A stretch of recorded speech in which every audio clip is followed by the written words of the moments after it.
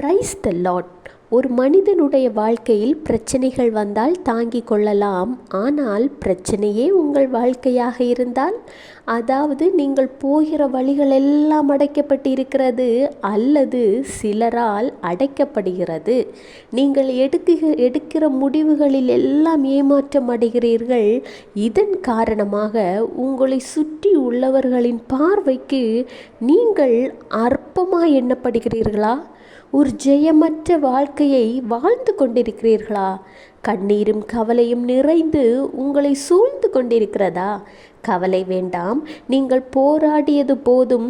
உங்களுக்காக போராட, இந்த சூழ்நிலையிலிருந்து விடுதலையை தர, ஜெயத்தை பெற்று தர ஒருவர் இருக்கிறார்.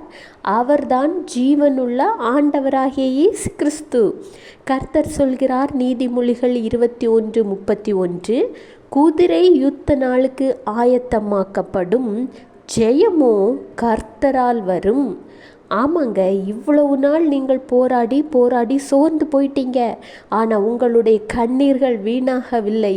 நீங்கள் இதுவரைக்கும் விட்ட ஒவ்வொரு துளி கண்ணீரும் ஆண்டவராகிய இயேசு கிறிஸ்துவின் சமூகத்தில் இருப்பதால் இன்றைக்கு அவர் உங்களுக்காக யுத்தம் செய்ய வருகிறார்.